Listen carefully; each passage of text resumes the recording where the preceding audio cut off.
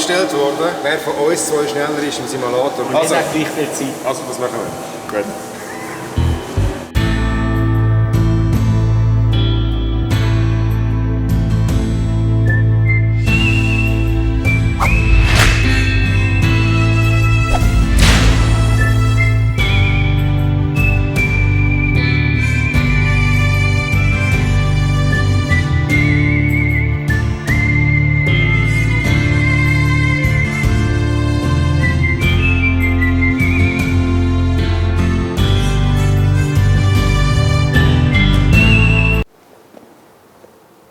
Ich habe eine Rechnung offen. Ich habe das Gefühl, ich habe es vergessen.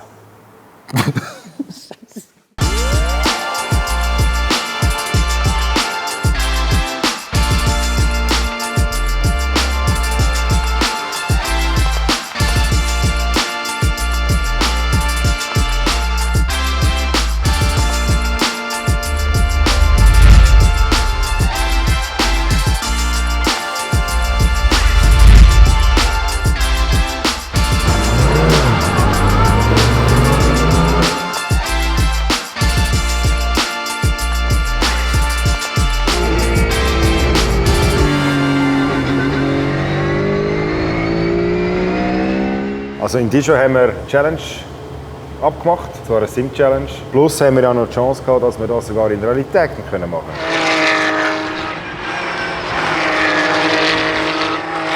So eine Challenge auf der Rennstrecke kann bei uns natürlich nur stattfinden, weil wir eigentlich das Auto dabei hatten für Abstimmungsarbeiten, die nachher hätte euch sollen oder sollte euch zu gut kommen nach einem Rennen. Darum haben wir ein 14 Auto mit vor Ort gehabt und haben die Challenge eigentlich gerade so ein bisschen mit einbauen, was wir da in Dijon angezettelt haben. Dein Füdli hat das richtige Gefühl, somit kannst du eigentlich die Autos richtig einstellen. Und durch das, dass wir uns gegenseitig immer ein bisschen anstacheln, haben wir gefunden, wir könnten das sogar ein bisschen nutzen, um uns gegenseitig auf der Rennstrecke ein bisschen zu jagen, ein bisschen zu schauen. Wir haben uns parat gemacht, wir haben das Rennoverall angelegt, Helm angelegt, beide sind fokussiert ins Auto rein, weil wir haben gewusst, die Challenge ist da und er war da.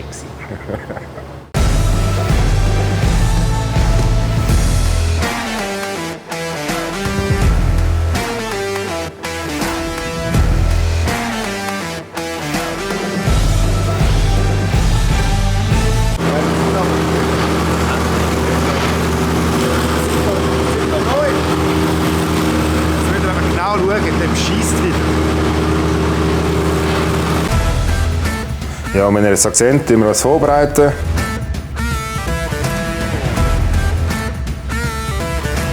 Als erstes bin ich rausgefahren.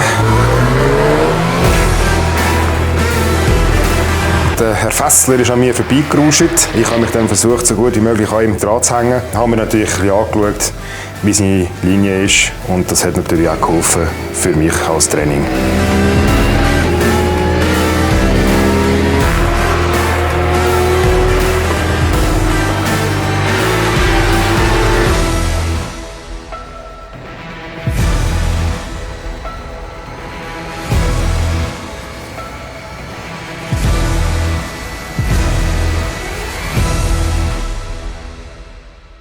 Greg, erzähl mal, wie ist das ausgegangen, die Challenge? Ich habe von Mandy erfahren, dass er mir 2 Zylinder abgeschaltet hat. Darum habe ich nicht die volle Leistung gehabt. Also für die, die es nicht wissen oder noch nicht können erahnen, ich war doch schneller im Mugello als der Greg. In der Realität ist halt gleich nicht das Gleiche wie im Simulator. Ja, nein, die Challenge ist an dich gegangen. Und ich muss fair bleiben. Also gegen Marcel Fessler verlieren ist auch nicht wirklich tragisch. Gut, der Hauptgrund, warum wir mit Mugello waren, war eigentlich nicht unsere Challenge, sondern eigentlich das Rennwochenende. Das heisst, der Fokus war ganz klar auf dem Rennwochenende. Das neben das war schnell kurz mit der Challenge. Wir haben uns vorbereitet, nachher aufs Quali und für die beiden Rennen, Sprintrennen und das Endurance-Rennen.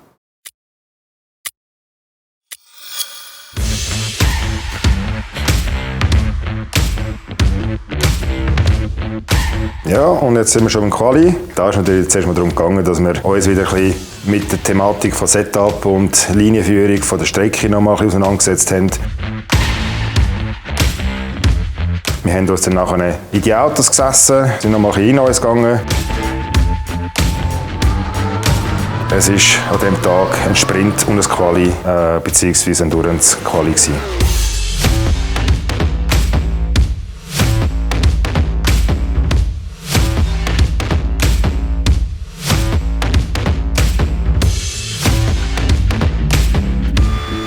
Und auch jetzt nehme ich euch wieder auf eine Runde in Mugello mit.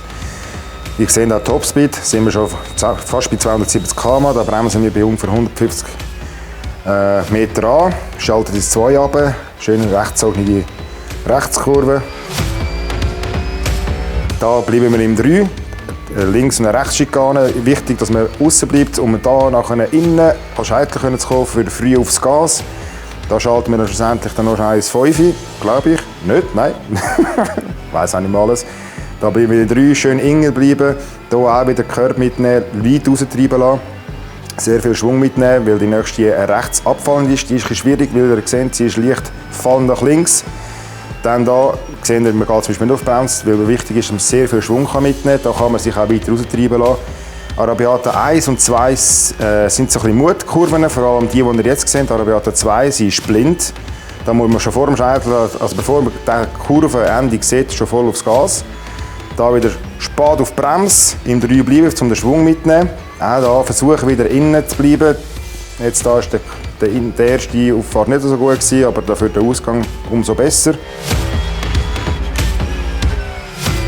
Da seht ihr, man lässt sich leicht raustreiben, das ist das sogenannte V zu machen, sodass man eigentlich versuchen kann, früher aufs Gas zu gehen, als wenn man alles im Bogen nimmt. Das nächste ist eine Mutprobe. Da die links und rechts, die nimmt man im Normalfall Vollgas. Ich bin jetzt da wieder zu der Sache am Auto umstellen, weil das für mich eine Aufwärmerunde war. Für die nächste, die ich dann fahre, ist das ein Hotlap. Da seht ihr, ich bin auch nie richtig am Gas. Die letzte Kurve ist immens wichtig. Die muss vor allem im Kurvenausgang sehr wichtig sein. Da muss man extrem früh aufs Gas. Ihr seht, früh aufs Gas raustreiben lassen, weil gerade in Mugello ist, glaube ich, 1 Kilometer lang und da geht es um den Highspeed, den man muss erzielen muss. Und das ist jetzt eine Runde in Mugello.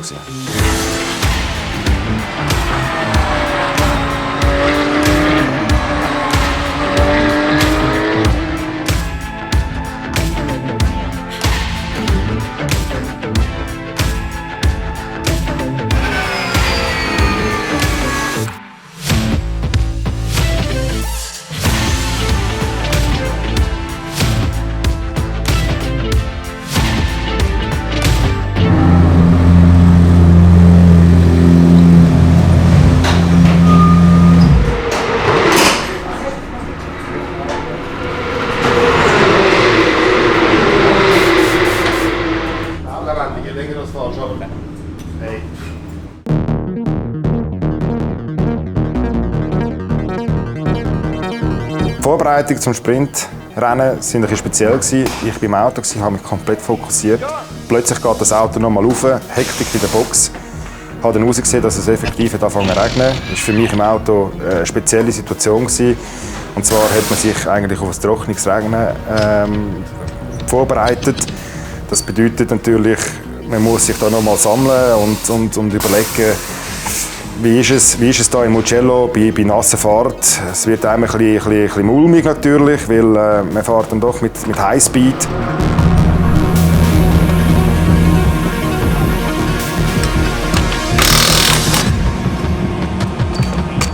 Formation Lab haben wir gesehen, dass die Strecke doch eher abtrocknet. Und darum haben wir uns damals für das Rennen entschieden, wir gehen gleich auf Slick, was am Schluss der richtige Entscheid war.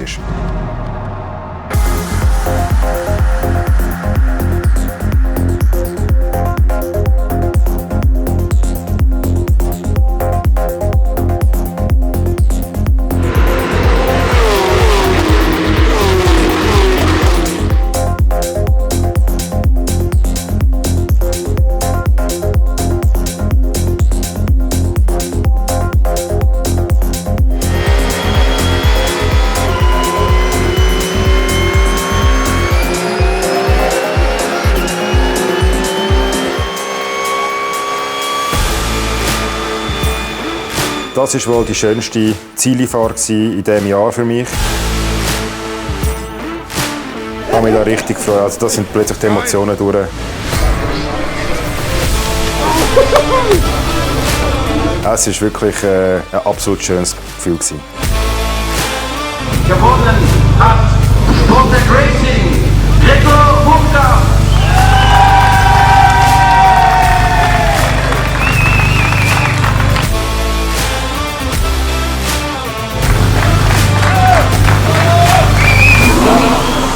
Super cooles Rennwochenende. Wochenende bis jetzt. Die Quali eigentlich nicht so schlecht gewesen. Ich bin aus Position 4 gestartet, glaube ich.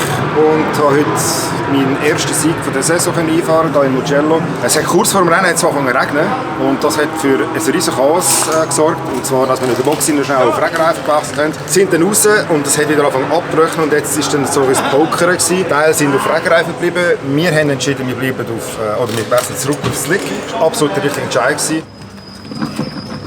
Also in turbulent der ersten Startphase ist dann meine Fahrt dann langsam in Schwung gekommen und habe dann den Ernst Keller, meinen Teamkollegen, noch ein paar Runden überholen, weil er halt auf Regenreifen war und durch das, dass es eben Anfang abgebrochen ist, er leider mit stumpfen Waffen hat er sich nur noch verteidigen. Und somit bin ich relativ safe in meinem ersten Sieg heimfahren und bin aus dem Grund mega glücklich. Ist aber noch nicht ganz fertig. Nachher gibt es ein Endurance-Rennen. Da könnte es nochmal regnen. Wir sind 60 Autos.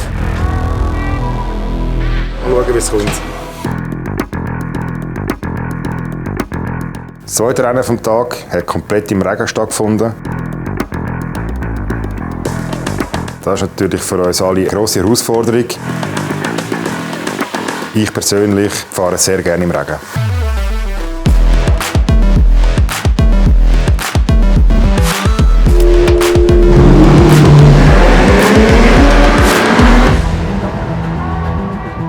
Das Rennen hat das erste Mal 3 Runden in einem Safety Car stattgefunden, bis es dann freigegeben wurde. Da ist natürlich die Nervosität und Anspannung extrem hoch geworden und am Schluss ist es dann einfach nur gegangen.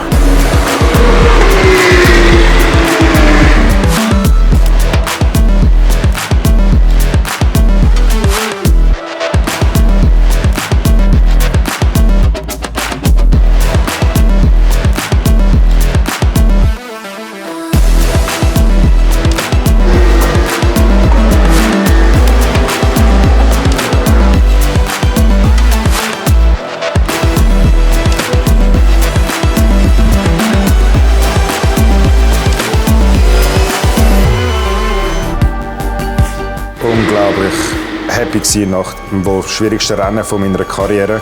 Auch da die Emotionen. Und es war einfach nur unglaublich schön gewesen, was das ganze Team Top-Arbeit geleistet hat und wir durch das in der Klasse noch einen zweiten Platz haben können generieren und das hat das ganze Wochenende extrem schön abgerundet. Ich bin überwältigt. Ich habe nicht gedacht, dass es so gut läuft. P2 mit der eigenen Klasse. Kämpft wie ein Double, wieder zurückgekehrt, weil wir dumm Pech hatten bei der Safety-Car-Phase. Aber zurückgekämpft und mega glücklich. Also das Wochenende ist mega super. Mega Freude. Jetzt muss wieder aufs Podest. Finde ich gut. Zweiten Rang von Sportec Racing, Gregor Burkhardt.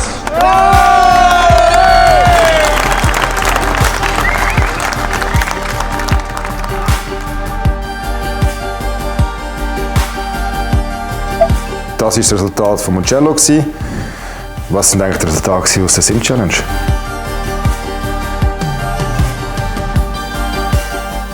54-0.